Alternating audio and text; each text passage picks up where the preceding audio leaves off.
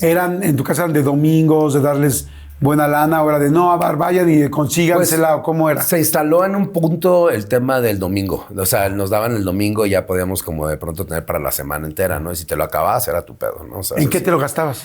No, pues en qué, o sea, en pendejadas, o sea, digo, desde historietas cómicas hasta dulces, hasta que típico que sales de ahí que te se antojan unas jícamas o el pepino o en la tiendita de la escuela,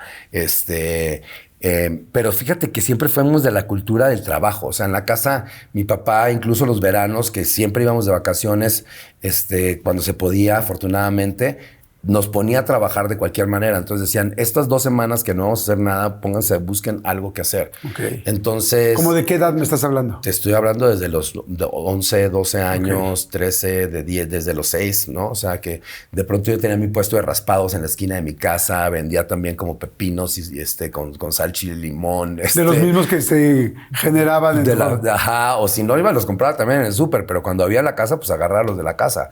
Pero como que la cultura lavaba tinacos también. Me acuerdo que íbamos a hacer. Oiga, ¿le podemos lavar el tinaco?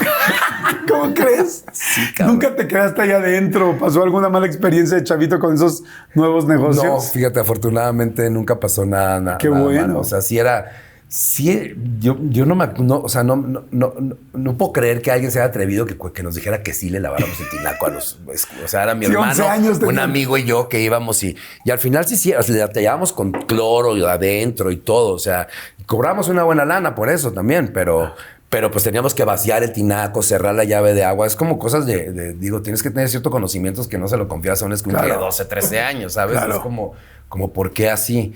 Pero pues era ese tipo de cultura, ¿no? O sea, como que la cultura del trabajo tampoco, a pesar de que afortunadamente pues en mi familia nunca nos faltó nada, mi papá también como que le importaba mucho que creciéramos con la idea de que la carencia también creaba conciencia. Entonces no era como la opulencia y esta cosa que en Sinaloa de por sí la gente, digo, ya últimamente pues sí ya se convirtió esta cosa medio buchonesca, máxima elegancia y la gente gasta y todo, ¿no? Vestidos en Gucci.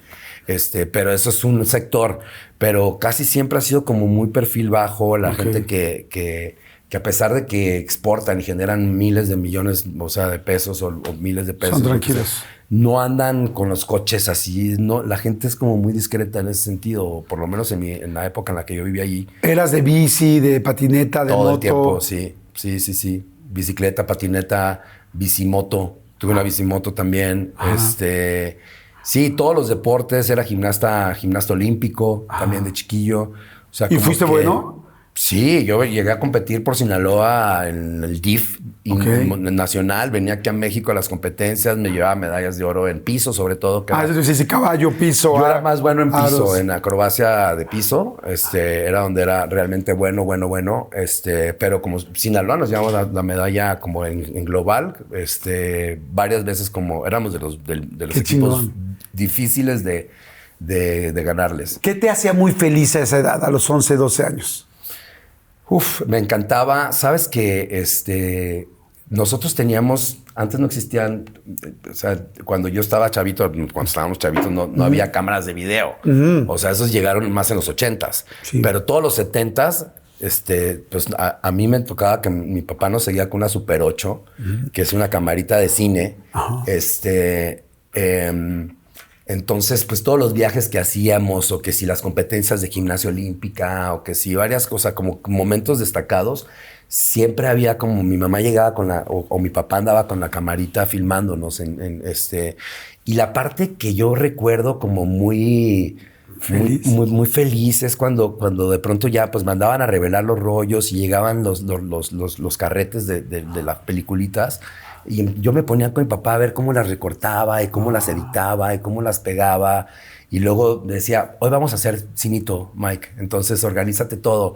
Entonces, yo ponía una sábana así en la pared gigantesca, ponía, ¿sabes? O sea, el ponerla, el dar la producción. La producción para tener la función familiar sobre la película de nosotros mismos, siempre fue como un recuerdo que hasta la fecha lo tengo así como como de los recuerdos que de mayor felicidad, ¿no? Claro. Y de lazo con mi padre muy fuerte también y con mi familia completa, Claro. porque hacíamos palomitas, nos sentábamos y empezaba la función. Y era ver desde que estoy en la cuna tengo registro de Super 8. Exacto. Oye, pero fíjate qué chingón. Yo creo que por eso me quedé con la nostalgia del cine, fíjate. Eso era lo que te daba mucha felicidad a los 11, 12 años. ¿Qué te daba tristeza? ¿Qué te hacía ponerte triste a los 11, 12 años? Había una parte, yo creo que, por ejemplo, después de lo que pasó con mi hermana, ¿no? O sea, con mi hermanita María, que fue la que digamos, no se logró, ¿no? El ver a mi mamá tan triste en esa época me ponía me daba una sensación de mucha impotencia, ¿sabes?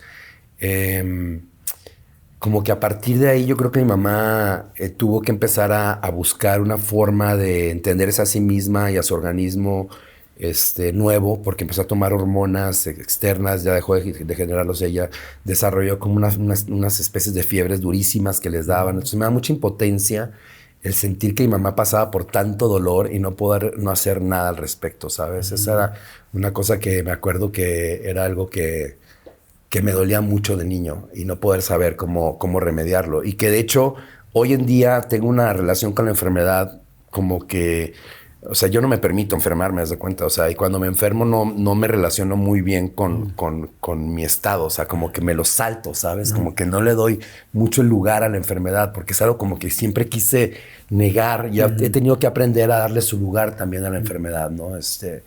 Y eso de alguna manera creo que me daba mucha tristeza, ¿no? El no poder como remediar. Sí, algo de una persona que amas a alguien que tanto. Exactamente. Y por ejemplo, a esa edad. Claro, hoy en día a esta edad, cuando una pareja tuya se enferma, ¿cómo reaccionas? No, pues trato de ser como digamos, como lo más empático posible. Pero siento que mi reacción siempre es como, ya ponte bien. O sea, ya, vámonos, sal de ahí. Sí, es como, no me asustes, no llegues ahí. Es como que me pone muy nervioso. O sea, conecto yo creo que con esa falta de, esa impotencia de no poder hacer nada al respecto.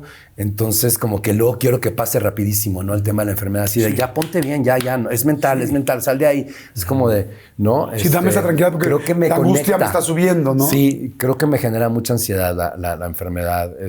Y me ha tocado tener que vivirla, digo. O sea, muchos años después mi mamá, como te conté, pues le encontraron un cáncer. Y aprendí muchísimo a partir del proceso de ella porque cuando le encontraron su cáncer, realmente se lo diagnosticaron en etapa terminal. Uf, entonces, pues de pronto fue así como de, ¿cómo crees? O sea, pero mi mamá dijo, no, ni madres. O sea, yo no me voy de esto, a mí no me voy de este cáncer. Y fue con doctores a convencerlos que lo operaran. ¿De qué era el cáncer? Era un cáncer cervical de origen ovárico. Ajá. Pero pues mi mamá dejó de tener ovarios cuando tenía desde los 28 años y esto se lo encontraron cuando tenía 60 años. O sea, es como, ¿qué? O sea, tantos años después le aparece un cáncer de origen ovárico sin tener ovarios, pero en la zona del colon.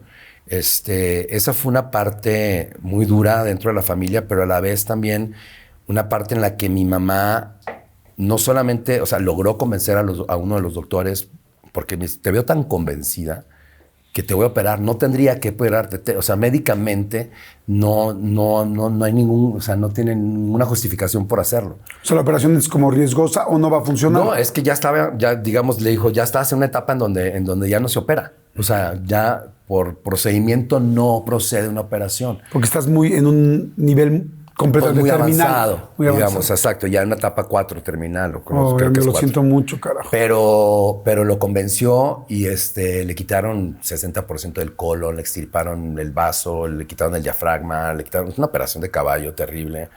Y a partir de ahí logró vivir 12 años. 12 años más. Wow. Con una pinche mentalidad y la actitud.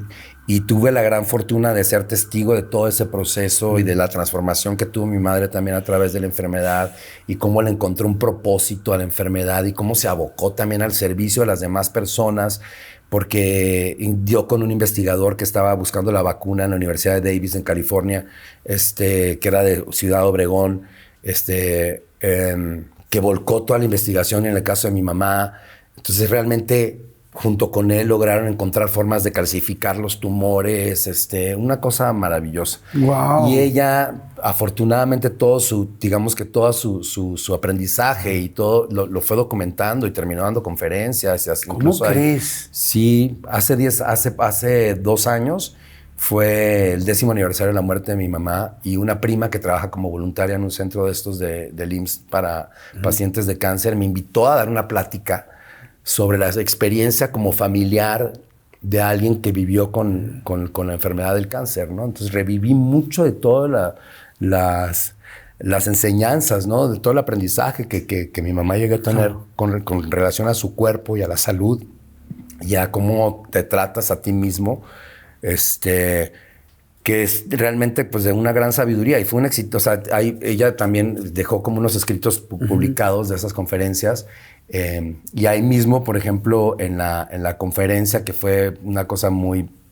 emotiva realmente, regalábamos el escrito. El escrito, el librito, ¿no? O sea, era como un detalle ahí. Y me di cuenta que fue un éxito el compartirlo con todos, porque había una fila enorme para que pues, se los firmara. Me pidieron firmarles a cada uno el folleto, el librito. Entonces, pues sí, muchas enseñanzas, mucho aprendizaje. Finalmente mi mamá logró su cometido, que era no morirse de cáncer, murió del corazón, lo cual fue también un regalo enorme, ¿no? Pero pues sí, todas esas experiencias son como cosas que también te van marcando y te van enseñando. Y yo creo que mucha de la relación que tengo hoy en día con mi propio cuerpo tiene mucho que ver con lo que me tocó vivir con ella tan cercanamente con mi madre. Bueno, pues gracias por platicarlo, porque sé que es un tema complicado. Sí. Fíjate, antes de entrar al aire te dije que me sentía como muy cercano a ti. Nacimos en el mismo año, pues nos hemos dedicado un poco a lo mismo, en diferente estilo, pero dentro del mismo género, más bien diferentes cosas, pero dentro de la misma línea. Y fíjate que mi mamá también tuvo una enfermedad terminal, y me dijeron va a morir en 1 año. Y vivió 9 años más. O sea, como de repente hay gente con la que empatizas tanto y hay cosas muy parecidas en la vida. Claro. Así es que gracias, Miguel. Gracias por estar aquí. Pues gracias, qué buen chingón. Espejo. Muchas gracias.